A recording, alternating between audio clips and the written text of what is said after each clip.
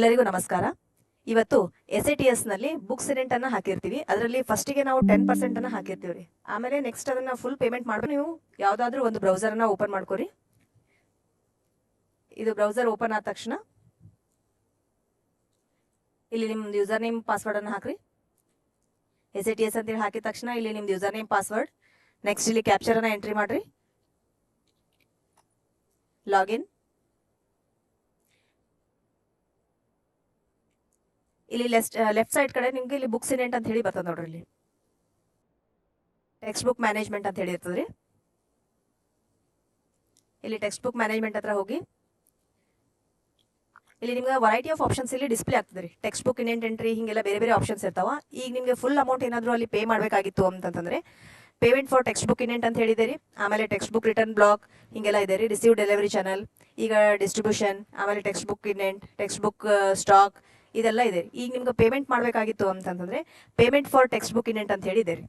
ಇದ್ರ ಮೇಲೆ ಕ್ಲಿಕ್ ಮಾಡಿದ್ರೆ ಸಾಕು, ಇದು ಕಾನ್ಫಿಗರೇಷನ್ ನಿಮ್ಗೆ ಓಪನ್ ಆಗ್ತದೆ ರೀ.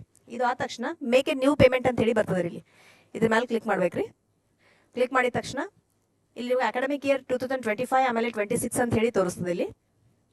ಇಲ್ಲಿ ಆಲ್ರೆಡಿ ನಿಮ್ದೇ ಲಾಗಿನ್ ಇರೋದ್ರಿಂದ ಅದು ನಿಮ್ದು ಎಷ್ಟು ಅಮೌಂಟ್ ಕಟ್ಟಿರ್ತೀರಿ, ಆಮೇಲೆ ಇನ್ನೂ ಎಷ್ಟು ಬ್ಯಾಲೆನ್ಸ್ ಇದೆ ಅಂತ ಹೇಳಿ ಇಲ್ಲಿ ನೋಡ್ರಿ. ಈಗ ಟೋಟಲ್ ಅಮೌಂಟ್ ಅಂತ ಹೇಳಿ ಬಂದ್ಬಿಟ್ಟು ಇಷ್ಟಿದೆ ಅಮೌಂಟ್. ಆಮೇಲೆ ಈಗ ಆಲ್ರೆಡಿ ಟೋಟಲ್ ಅಮೌಂಟ್ ಪೇಬಲ್ ಅಂದ್ರೆ ಇವಾಗ ನೀವು ಇಷ್ಟು ಅಮೌಂಟ್ ಅನ್ನ ಕಟ್ಟಬೇಕು ಅಂತ ಹೇಳಿ ಆ ಅಮೌಂಟ್ ಅಲ್ಲಿ ಆಲ್ರೆಡಿ ನೀವು 10% ಮೊದಲೇ ಕಟ್ಟಿರ್ತೀರಿ. ಅಂದ್ರೆ ಫಸ್ಟ್ ಬುಕ್ ಸಿನೆಂಟ್ ಹಾಕಬೇಕಾಗಿತ್ತು ಅಂದ್ರೆ ಇಷ್ಟು ಅಮೌಂಟ್ ಅನ್ನ ನೀವು ಆಲ್ರೆಡಿ ಪೇ ಮಾಡಿರ್ತೀರಿ. ಈಗ ಉಳಿದಿದ್ದು ರಿಮೈನಿಂಗ್ ಅಮೌಂಟ್ ಏನಿರ್ತದಲ್ರಿ, ಈ ಟೋಟಲ್ ಅಮೌಂಟ್ ಅಲ್ಲಿ ಇದು ಮೈನಸ್ ಮಾಡಿದ್ರೆ ಇಷ್ಟು ಅಮೌಂಟ್ ಅನ್ನ ಈಗ ನೀವು ಪೇ ಮಾಡಬೇಕು. 71,669 ಅಂತ ಹೇಳಿ ಇಲ್ಲಿ ನೀವು ಮೇಕ್ ಪೇಮೆಂಟ್ ಅಂತ ಹೇಳಿ ಕ್ಲಿಕ್ ಮಾಡ್ಬೇಕ್ರಿ. ಅದು ಕೇಳ್ತದ್ರಿ ಪ್ರೊಸೀಡ್ ಟು ಪೇಮೆಂಟ್ ಪೇಜ್ ಅಂತ ಹೇಳಿ ಓಕೆ ಅಂತ ಹೇಳಿ. ಅದು ಆನ್ಲೈನ್ ಇರೋದ್ರಿಂದ ನೀವು ಡೆಬಿಟ್ ಕಾರ್ಡಿಂದನೂ ಮಾಡ್ಬೋದು ಅಥವಾ ಸ್ಕ್ಯಾನ್ ಮಾಡಿನೂ ಮಾಡ್ಬೋದು. ಅದು ಆಪ್ಷನ್ ನಿಮ್ಮ ಮೇಲೆ ಬಿಟ್ಟಿರೋದ್ರಿ.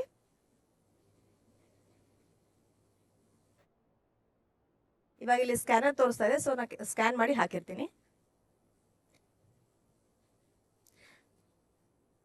ಅದು ನಿಮ್ದು ಫೋನ್ ಪೇ ಏನಾದರೂ ಇತ್ತು ಅಂತಂದ್ರೆ ಫೋನಲ್ಲಿ ಅದನ್ನು ಫೋನ್ ಪೇನಲ್ಲಿ ನೀವು ಲಾಗಿನ್ ಆಗಿಬಿಟ್ಟು ಅದು ಸ್ಕ್ಯಾನರ್ ಅಂತ ಹೇಳಿ ಬರ್ತದೆ ರೀ. ಸ್ಕ್ಯಾನ್ ಮೇಲೆ ಕ್ಲಿಕ್ ಮಾಡಿ ಅದು ಅಮೌಂಟ್ ಅನ್ನ ಸೆಲೆಕ್ಷನ್ ಮಾಡ್ಕೋಬೇಕ್ರಿ. ಇಲ್ಲಿ